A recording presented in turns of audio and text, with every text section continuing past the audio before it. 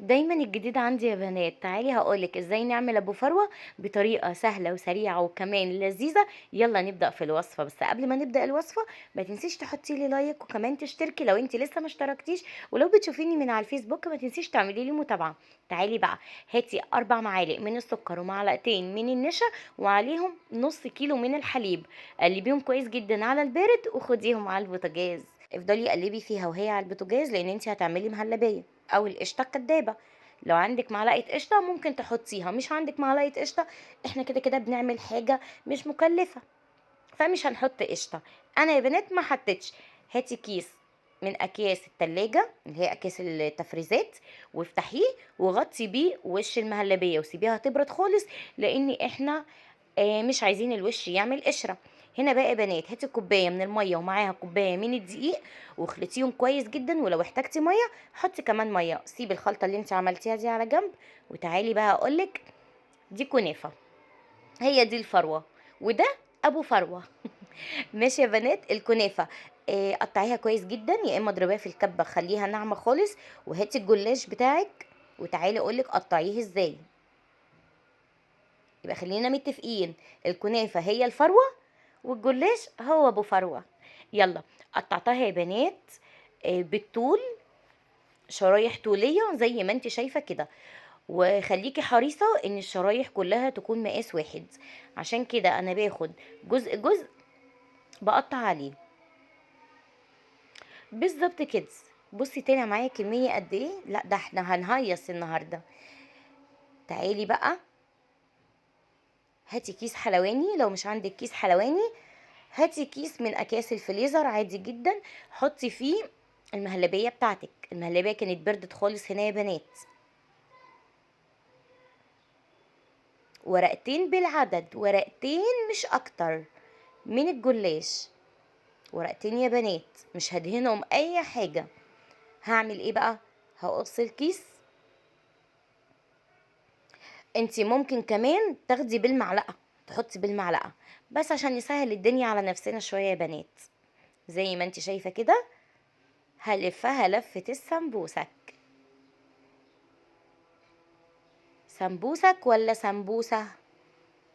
انا عن نفسي بقول عليها سمبوسك، انتوا بتقولوا عليها ايه؟ عرفيني في الكومنتات. زي ما انت شايفة كده، يلا نلفها لفة السمبوسك. بالظبط كده. هنعمل الكمية كلها وبعد كده هقولك هنعمل ايه تاني. انا هنا كنت خلصت الكمية كلها يا بنات. دي الخلطة اللي عملناها اللي هي الدقيق والمية، هغطس فيها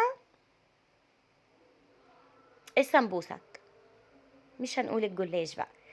وهاتي بقى الكنافة اللي احنا ضربناها في الكبة او اللي احنا قطعناها على ايدينا،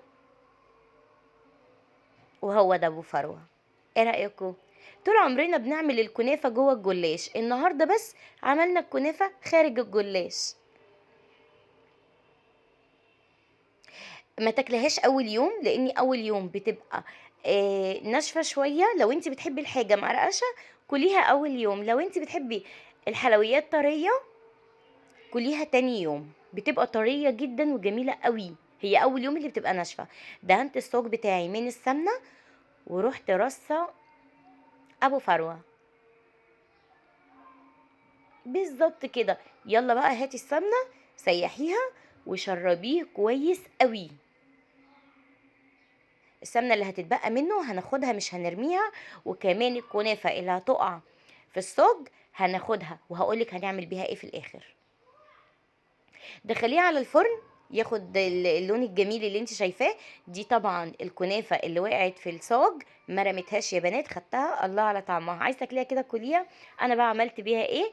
انا حطيتها على السحلب او حطيها على البليله بلبن. تمام يا بنات، بس انا بصراحه استخدمتها في السحلب مع المكسرات. هنا بقى يا بنات انا زقيتها شربات خفيف مش تقيل، يعني اتقل من شربات البسبوسه حاجات بسيطه. اليوم ده طبعا كانت لسه معمولة فكانت مقرقشة شوية. تحفة، حطي لايك، ما تكسفنيش وحطي لايك. بس يا بنات عايزة اقول لِك بقى بيتيها لتاني يوم هتبقى طرية جدًا، طعمها بجد ولا أروع، عجبت ولادي أوي، وأنا عن نفسي مش هابطّل أعملها، جرّبيها ومستنية رأيِك في الكومنتات يا ست البنات، ما تنسينيش في دعوة حلوة ولكِ بالمثل، ويالّا بقى مستنية رأيكم، بُصّي من جوّه عاملة إزاي، لأ اختراع يا بنات، اختراع بجد. حد يقول لي يا بنات أصلّح الsticker اللي ورا ده إزاي، يالّا ما علينا، أشوفكم على خير في فيديو جديد.